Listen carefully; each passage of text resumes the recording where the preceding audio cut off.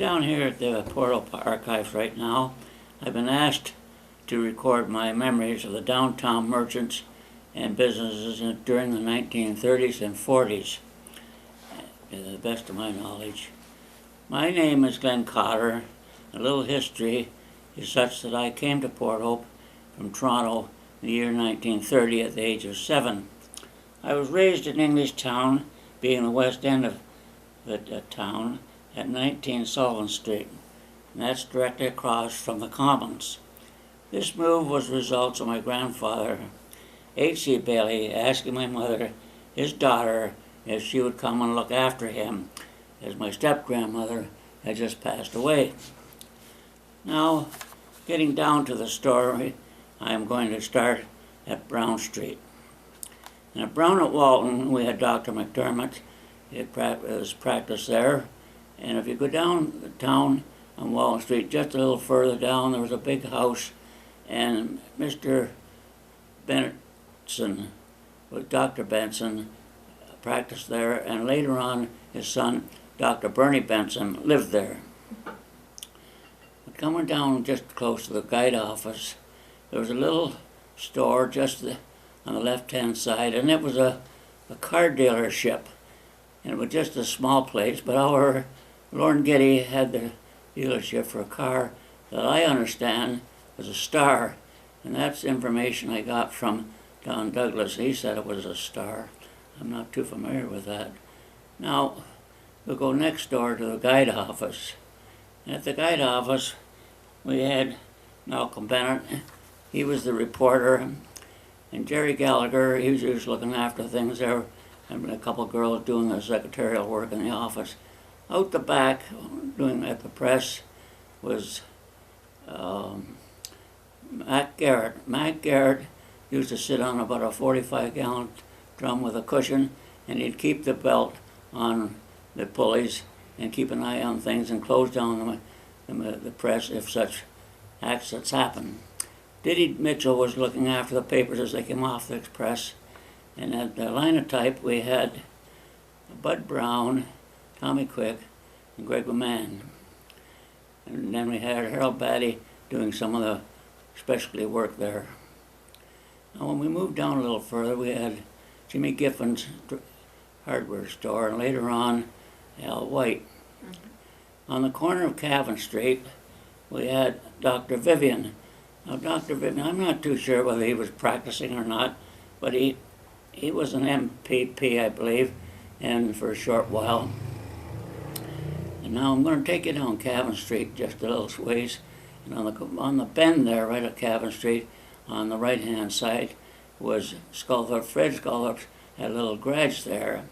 And below that garage was Russ Lowe's garage. And you had access from that, maybe from Brogan's Lane, or just down off of Cavan. There was a decline there, and you could get in that way. Now, across from Fred Sculthorpe's on Cavan Street, recessed back in from the street, was Huffman's Welding. Vern Huffman, I think, was looking after that. Now, I'm just going to take you down to the bridge on Cavan Street there. It goes over to Baird's Terrace. And right beside the bridge there was Kenny Lees and his dad. They had a cartage business there. And I'm not too sure, but I think Grant Wakely kind of got a start there. He probably brought that out, and then it went on up to Ward Street. Now we're going to go back to the main street, and on the corner of Cavan was Hutchings Grocery Store. Hutchings Grocery Store was managed by Pearl Hutchings and her brother Howard Hutchings. Next to that was Alf Outram. Alf Outram had a hardware store there, a very prosperous one. Next to that was Smith's Barber Shop.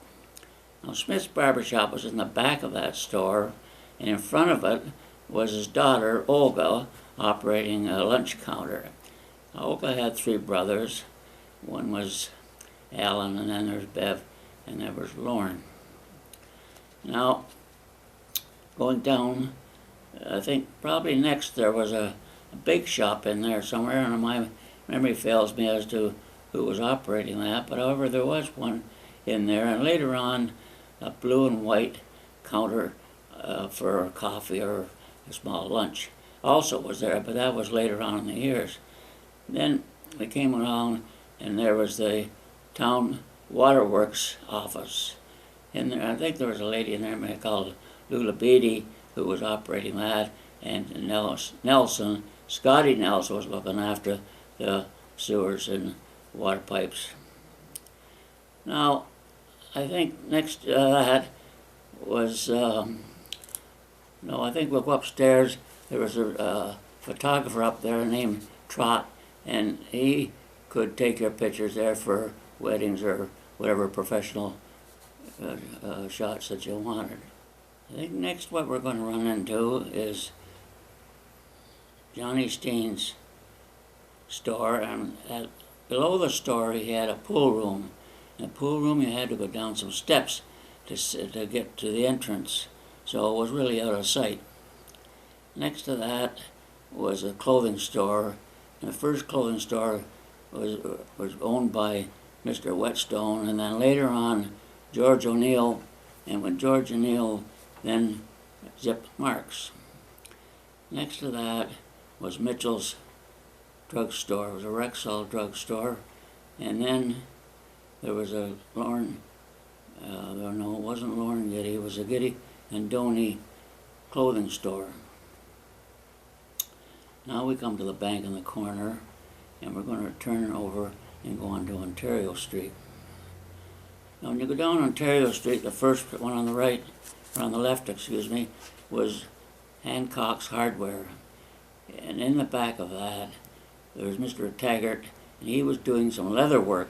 And this leather work was basically looking after some harness work for the farmers and the other leather programs that might need attention. Next to that was Bert Broadbent. Bert Broadbent had the Happy Home Bakery, and it was pretty well a household name. And the business was so great that you had to take a number when you went in there to get waited on.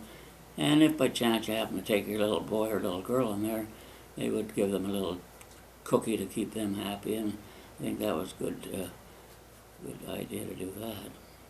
Now, a little confusion in the next 2 or 3 stores, I'm not too sure, but I do remember Brown's had a feed and seed shop in there, and later on, but we're going back maybe up into the 50s, maybe there was a dry cleaning establishment there. Aikens, I think, had that. Now, Jerry Gallagher, who had been at the guide office, now operated Lakeshore Printing there, and I think Jack Meadows helped him out there. Now, next, you'd run into the Jackson Smith Funeral Home, and the Jackson Smith Funeral Home also, in the early part there, were selling furniture. Now, when you cross over, but I suppose the Allison brothers bought out the Jackson Smith establishment. You cross over the laneway and you come to the Ganaraska Hotel. Now, the Ganaraska Hotel was owned and operated by Stan Crossett. Stan Crossett was an NHL ex-player. But it seemed to me that every time we talked about the NHL players that are coming from Port Hope, they'd be talking about Roberts, and they'd be talking about O'Brien's and Smith's and Terbenchis, but they never mentioned Stan. And I think that was mainly because he was one of probably the first out of Port Hope to be playing NHL hockey. Now we're going to cross the river, and we're across the river and going up Ontario Street. There'd be Vern Rutter had a plant almost on the side of the river, and he was making tombstones, and he would bring in by train huge pieces of granite, and that's how he would make up the stones. And if you want a stone, you'd remember whatever color it was, whatever size, he could make it for you. His office was actually across the street on Ontario Street. Going up Ontario Street a little farther now, there was a little cement building there. It was a brick building, and I think they were selling grain and feed there, but not very big store. No glass front or anything. Then we had Rose Revere's coal yard, the old coal yard, and that's where the Shoppers Drug is now, but it was owned by, later on, by Glen Moncrief. And then Glen Moncrief didn't have it very long. He sold it to my dad, Fred Cotter, and it was Fred Cotter's coal company. And then as the gas and the oil started taking place, the coal business started to deteriorate, and he sold the coal business to a broker in Oshawa, but he didn't sell the property. So then, if you keep going, and in the V there between Baird's Terrace and Ontario Street was Glen Moncrief's, had a gas station. I think they're selling or manufacturing wine there now. So that's about as far as I want to go up Ontario Street. We'll shoot across over on the other side and come down, and as I said, there was Rutter's office there where you could order your tombstones. Then there was our Bob Sculthorpe. Harry Sculthorpe had the GM franchise for Chevs and Olds and Cadillacs and what.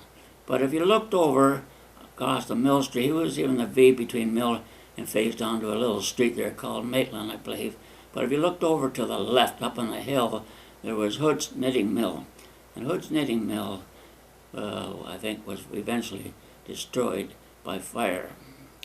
And then right across on, coming down back onto Maitland, there was Pennington's Lumber Yard, and that extended down along Mill Street. And then on the other side, on Ontario Street, there was about 3 brick houses there, and they're pretty well the same design, and I think they're probably being built by Garnett, who was a local builder there. Then we come into Roberts's grocery store.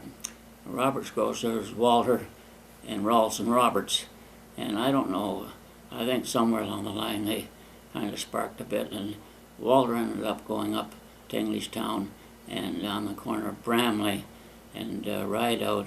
He started up a business there that originally, before that, Sid Brickle had a meat store in there, so it was a pretty good location.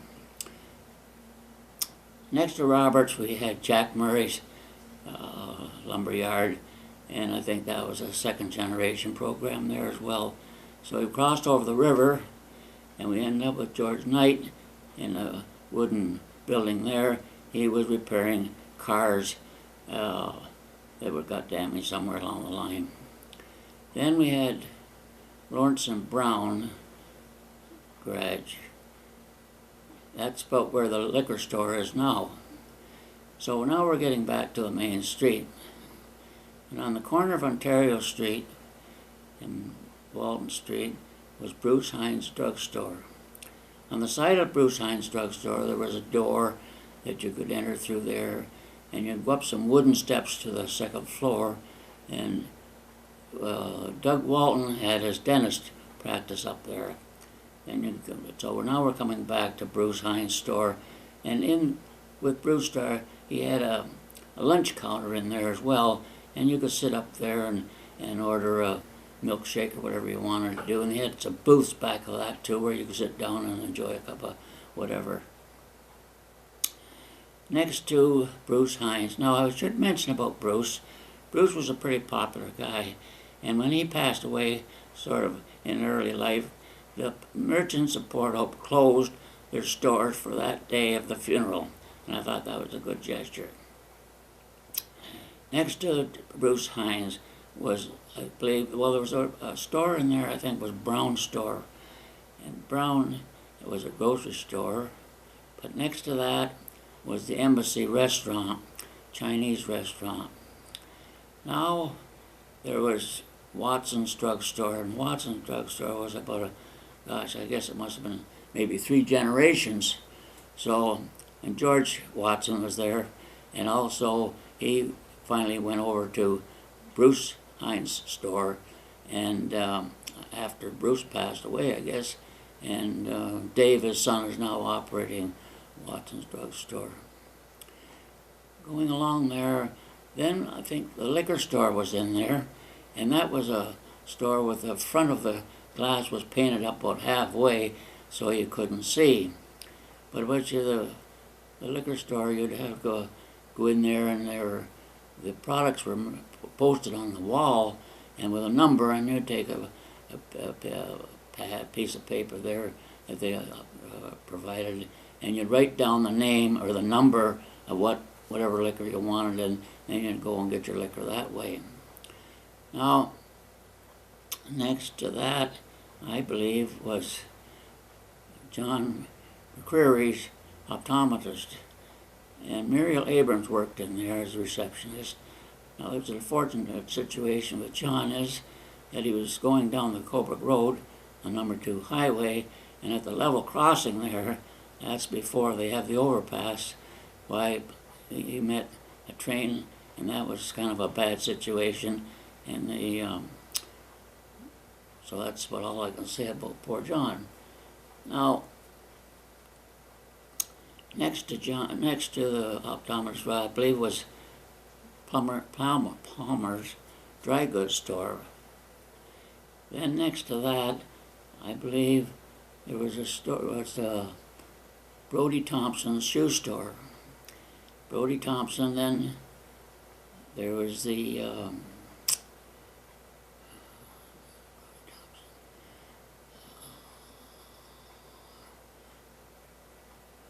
there was Williams bookstore in there. I think where Randall's are now. There, it was known as Williams Bookstore.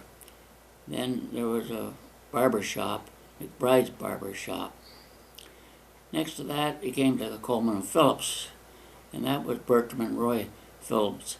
They had bought out Saunders' hardware store, and I remember looking into the Coleman Phillips window one day, and there was a automatic washer. And I looked at that machine, and I was trying to figure out how that machine would do the work that my mother was doing with her laundry and scrubbing the laundry to get it clean by just pushing a few buttons. However, that's history now, as you well know, and it has solved the problem of home washing. Now, next to Coleman Phillips, we had the A&P store. Now, the A&P store was a new concept because that was a case where you could go in and pick out your products that you wanted and come to the counter and check out there. Normally, you'd have to go to the grocery store and you'd give the gentleman there, whoever's in charge, what you wanted, and he'd get it all piled up for you and you'd pay for it. Next to that, to the A&P, I'm not too sure, it was a little store in there. I don't know what they were doing, but anyway, we crossed over the little alleyway and we came to Consilla's Fruit and Vegetable Market, and Tony Consilla was involved in that. And then I believe there was some, I think it was a bit of an insurance company, something in there, but then there was also, right there was Mitchell's Flower Shop. Now, Mitchell's Flower Shop was also issued driver's license, and trying to think, the Phillips, what the hell is it? Edgar Phillips was giving the tests for driving. Now we crossed over. No, just before we crossed over, there was Stevenson's Bowling Alley, and next to that was George Facey's tire shop. George Facey was repairing tires and selling tires. It wasn't a very big, wide store, but it was right on the side of the bank of the river, and of course it got cleared out of there when some of the floods. Cross over the river, and you come to the BA service station. That was on the corner of Millen and Walton Street. Now we're going to cross over to Mill Street. Right at the bottom there was Jacob's Ladder, and on the left was the registry office, and that's not there anymore. That's where we now have the archives. On the right-hand side of Jacob's Ladder was Bonneville's law office, and next to that was Smith and Mitchell's had a yard in there, and they were in the coal business as well, I think, and they ended up with a brewery. It's the only they got the franchise, I guess it is, to sell beer, and that's the only place in town where you could buy beer legally. And I'm not saying there wasn't a few places around where you could get an odd drink. Anyway, Next to that was Hershey's Garage. And Hershey was the Ford dealer there, and he was selling shell gas. And he had a great big Shell sign. When you come down the hill, you could see that sign is lit up. But I must confess, there was one time I noticed the first letter was out, and the rest was just what was up there, and that was a bit of a, didn't take long to get that straightened out. Next to Hershey's was Ablent's dealership. He had a Chrysler dealership there, and in those days, when you had a dealership, you had about one car in the window, maybe two, and the rest, if you wanted a car, you'd have to wait maybe 1, 2, 3 or 4 weeks before it would come. It's not like today where probably when you look around at something like Qantas, for instance, why it probably looks like about 500 or 1,000 cars in there. So after Lentz, we'd go down Mill Street, and just down where Whitey has his used refrigerators and things he's selling was a restaurant. I think it was called the Ritz, and Wes Roach was running that. Next to that was the Damon Brothers, and they had a garage there. I think it was White Rose Garage, and that was right by almost by the viaducts there. You crossed over the street, crossed over Mill, and there in the corner of Mill and probably Peter Street, I guess, why, there was another little garage there, not sure of the owner. Now we're going to go back up towards the main street. But before we do, we're going to have the pavilion was right across from Whitey's used articles. And they used to hold weekend dances in this pav as well. It was a summer program. And then on the end of it, eventually, there was a bus depot there, and you could buy a ticket and you'd go to, I don't know whether you want to go to Toronto or Kingston somewhere, but there was a bus depot. Then we came to the Rotary Park, and I must confess the I-beams, steel I-beams weren't in there at that time, and that's a bit confusing. But however, we go on up, and we're going to turn around and run onto the corner of Walton Street again. Now, at the bottom of Walton Street, there was a Chinese restaurant there. We used to call it the Lower Cafe, but it might have had a different name. And then you'd find Groom's Shoe Store, repairing shoes, I should say. And along a little farther was a bake shop. Bake shop was Ernie Wells' dad's bake shop, and it was right on the side of the river. And on the side of the river was pretty desperate spot to be when the floods were on, and that cleared him out. On the other side, as we well know, fire hall got damaged quite well with the floods as well. But next to that, there was the police station, and I don't know, but I go back quite a way, back maybe 30. I think one time, Chief Murphy was the chief there, and Jack Record was the fire chief. Now, next to the, upstairs in that area somewhere was a Friesen had a law office, and down below was Jesse James Furniture, and I think Bob Bailey worked there for him too. Now we're going to scoot around the corner there and go down Queen Street. The bank was on the corner, but when you go down Queen Street, there was Elliott's Furniture and Insurance. And I guess he was the grandfather of the Elliots, right across from where the theater was. And then next to him was Smith's Barber Shop. And then there was a shed there. It was an open front shed. And I must have been an old driving shed of some sort where maybe you could park your horse and buggy there. I'm not too sure. But I used to park my bike in there once in a while when I went to the show, which was across the road. And I don't know whether West Sherry had a taxi office there or not, but anyway, that's about where the credit union is now. Then down a little further was Ron Baxter. He was the magistrate at that time, and his office was there. Now, Bob Parkins started up a restaurant there. I don't know whether they call it the Park Restaurant or not, but it was there for a while. Then you came to the little alleyway, and then in that building there was Lingard's Taxi was in the bottom floor, and I believe Dr. Rathall had a business, a practice in that building as well. Now you'll go down to where Elliott's Insurance is, and Jack Record had a plumbing business there along with his son Jack. Now you're going to run into the library and go down to the town park, and on the far end of the town park at the south end was Arbo Leather. Arbo Leather was operated by Bob Parkins. It was right on the side of the river there. Now I'm going to go right down farther, and I'm going to let's jump down to the right down to the Port Hope Sanitary down there. I worked there for 14 years in the office, which included about 2.5 years in the Air Force. Then I left in '53, but it was an important part of Port Hope regarding wages.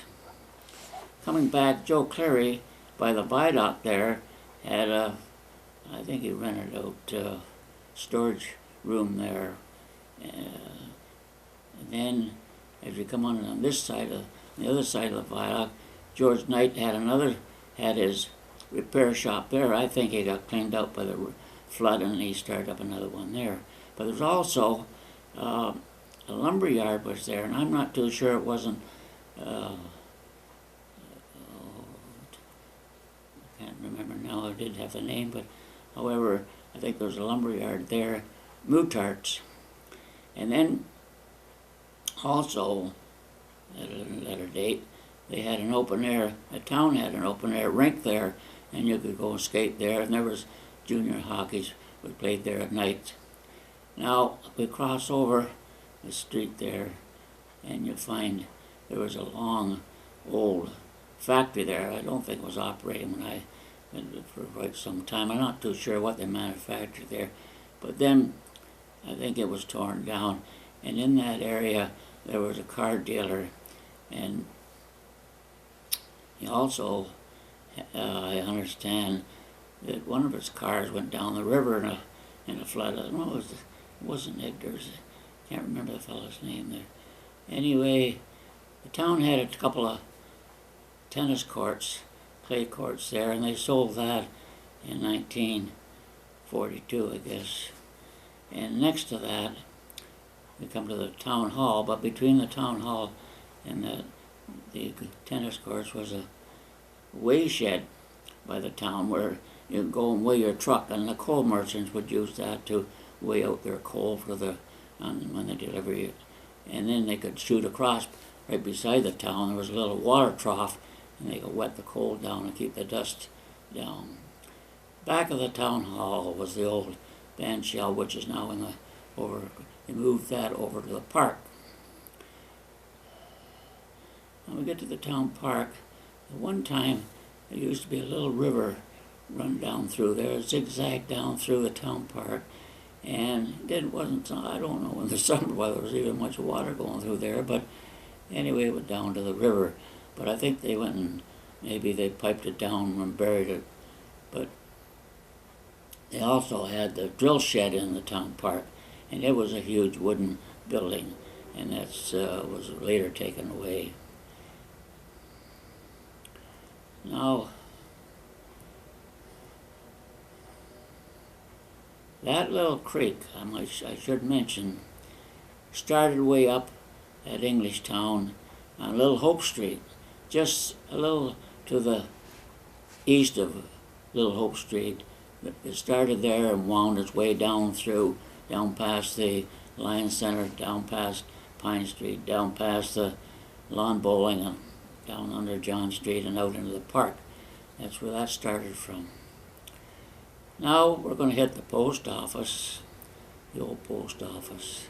And that was kind of a sad affair because they put that up for tenders for people to buy, and then they tore that down and put in some living units in there. Now, Cliff Bates was the postmaster there, and the back of the post office was the customs, and Emmett Creighton was looking after the customs office there for a while. And in the post office there was Johnny Wicket, and Madeline Ludi was at the Wicket, and they would give you mail there, and they also had the box numbers in there as well. And next to that post office was a small little spot there that you need a taxi. It was run by Don and Norm Dermo, and that was started up after. Stan had a little bit of a sports shop there, and I think he sold licenses for whether you're hunting or fishing, and a little sport and hobby shop. Then there was another little store there before you hit the Capitol Theater. Anyway, we're at the Capitol Theater, and that's where Stuart Smart started up in 1930. Now we come next day in was Norm Strong. Norm Strong had a little store there that he was selling the newspapers and also book supplies, school book supplies, and you could go in there and buy records and whatnot. But finally, I guess when the school started selling books or giving books, why it hurt his business, and I guess finally they closed that up. And Bert Brooks worked in there too well, and Burke left that and joined the Air Force, and he had quite a career. Now there was a little alleyway there, and next to that, Barney Fort's dad had a barber shop in there. Now, not much between there and the Walton Street, and as we went up to Walton Street on the corner was the Dominion store, and it was almost right across from the AMP, really. Gord Payton, I think, looked after the meat counter in the Dominion store. Next to that, we came to Fulford's dry goods store, and it was another household name, and was well respected, and I think Ted Fulford, Ted, but I think Ted worked in there as well. Now, next to that was a bake shop, I believe. Not certain about that, but I think there was a bake shop in there. And then we came to a store that I think they call it the Arcade, and it was the entrance of that store was recessed back in, and they had the display windows on each side. And I don't know who ran that. No, I can't recall that. But anyway, next to that I think was probably Gould's Shoe Store, and that was an old family name on the main street there. Next to that was Sellwright's, Thompson's Sellwright store, and then we came to Paul Haggis had a restaurant there. And Paul Haggis, later on, I guess, he bought the Stevenson's Bowling Alley, and it was known as Haggis's Bowling Alley. But next to Haggis' restaurant was Irving Margot's ladies' store. It was a popular spot for the women, I guess. Next to that was Mert Perrin's pool room, and then we came to it was Tickles. Had a little bit of a lunch counter in there, and he also had candy that you could buy by the pound. An assortment of candy. You could go in there, and also had these booths at the back where you could sit down and have a coffee or tea or whatever you wanted to do. And then came to Lauren Plummer's drugstore. Lauren Plummer, and then later on his son took over. Then Lintz had his coal office there, but his coal he would get from down on the harbor. They had piles of coal down there. He didn't have any sheds, so. Then back of that there was a telegraph office, and you could send a telegraph in there, and trying to follow the fellow's name there, Dwayne Clough, I think, ran that, and he wanted a telegram. I think it went by Morse code. Then there was the railroad tracks. In the railroad tracks there was a little wooden shack on the side, and Ned Fleming used to sit in there, and as the trains were moving back and forth, he would have a little stop sign, and he'd get out on Walton Street and stop the traffic while the trains were going north. Next to the tracks there was Budge's clothing store. Budge went out of business for a while, and I think I don't know whether they come back in or not. But anyway, right beside that, that's where the Bank of Nova Scotia is now. And next to that was a little walkway upstairs to the second floor, and Dr. Graham had his dentist practice up there. Next to that was Ballard's ladies' wear store. And then we're going to come to Joyce and Sweener had a little electrical outlet there, and then Trevor Sweener, he went down to Ward Street with his program, present program. Next to that was the town, Queen Street, or the Queen Hotel. And when you went around the corner on Queen Street to John, that's not right. Walton Street. No, as soon as you turned around, as soon as you passed the Queen's Hotel and you get to John Street, I'm going to take you down John Street on the left-hand side. You go down there for a ways, not too far. There was a Chinese laundry and I believe a bake shop. And next to that was a house, and Dr. Hawkins lived in that house. And then we go down farther past, they came down to a few little stores in there, and then there was Keys, who had a fuel operating place where he'd deliver fuel to the homes, and also I think there were some gas pumps in there as well. Now I'm going to take you down to where the post office is now. It used to be Wickett's feed place there, and John Luty worked in there, and they tore that down. Now I can take you right down John Street. I'll go right down to the beach, and as you go down John Street, where Park Street comes to John, there was, if you went right across, you'd come to Bata Shoe. Had a little plant in there. I'm not too sure what they were making, but it was mostly employed by women and young girls in there, and it didn't last too long. And then it eventually came to be an apple sorting place where you go down and buy a bushel of apples if you wanted to. Must have had a cold storage in there as well. But then you come down, going down John, you hit the El Dorado, and then there was Matthew's Conveyor down there, and then you hit the beach with the pavilion, and Tony had a little shop there where you could get a bottle of pop or whatever you wanted. Now we're going to come back John Street and cross over the tracks that went over John Street, and right there was an old building there, and I think it was an old gas place, used to supply natural gas, I guess, to some of the homes. But it eventually became the Skeena Sea Cadets headquarters. And they periodically used to rent it out for different events. And one night there was a dance there. And I don't know, I was roaming around and dropped in to see what was going on. And I must confess, that's where I met my wife, Julie Freeman, at that dance. So on to Park Street. On the corner of Park and John was cars,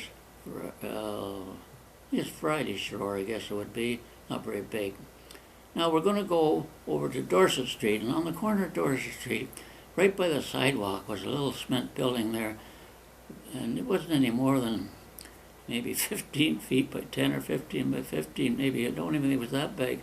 And Mr. Pochon, who was related with the El Dorado, he was doing some lab work in there, I believe. Not too sure what he was doing, but he was busy every once in a while. He just lived up the street on Dorset, and he'd come down there and do some, I don't know what it was, work on some lab work. Now we're going to keep going down John Street towards the main street, and then we came to the City Dairy, which was on the corner of, I guess it's Augusta and John.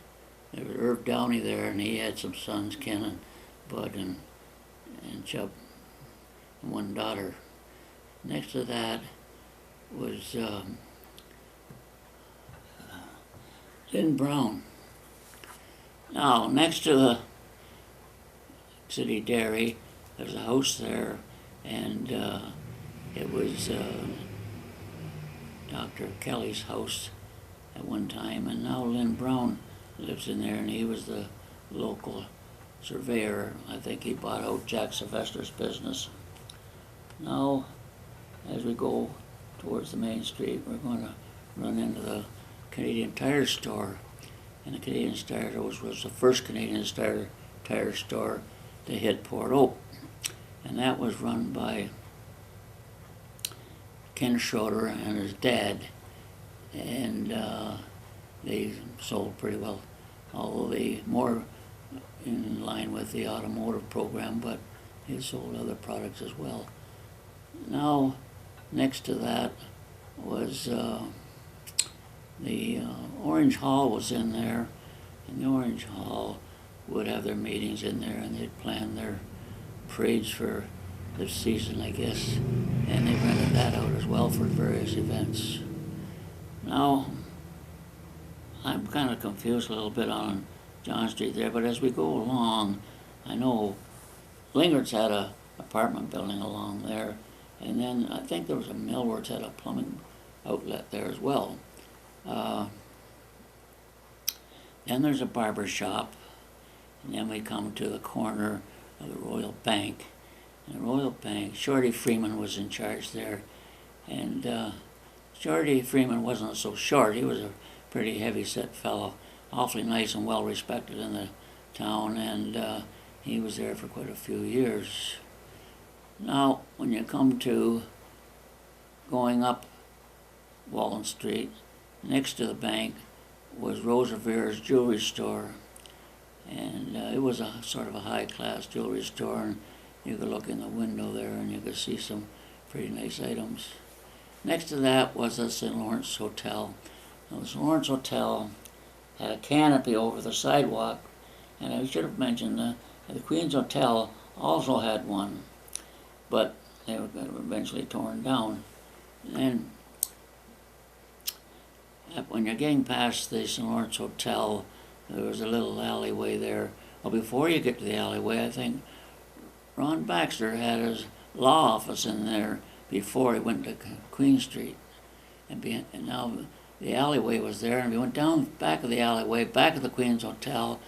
There was a soft bottling works in there, and they were making pop, and I believe they used to make that ginger beer. I'm not too sure with those clay bottles or not.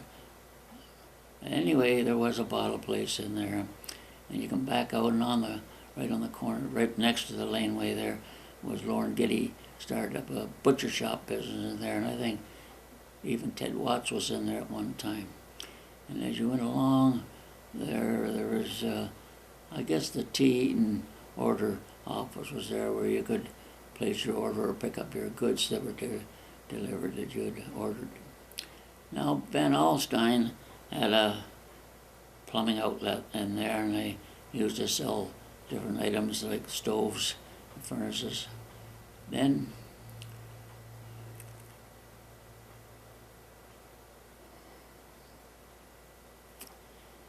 I'm not too sure what came in after Van Alstyne there, but that's where the bank is there now. Then we'd head up into the Bell Telephone building, and it's still there, and that's where the girls used to operate in there and listen and make connections wherever your calls were going. Now, right there where there's a vacant lot now, used to be some houses in there, and I'm not sure. I believe Dr.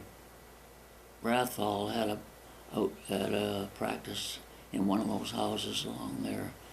Now we're going up the street. I'm going to pretty well finish up here, and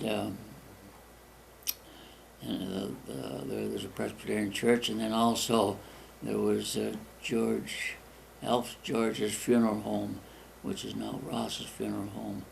And that pretty well takes you down one side and up the other side, and I must confess I missed a few, and so some additions and deletions probably, but however, that might give you some idea what was going on in the 40s and 30s and maybe a little bit in the 50s, but hopefully it hasn't been too boring and that you get some interest out of it. Thank you very much.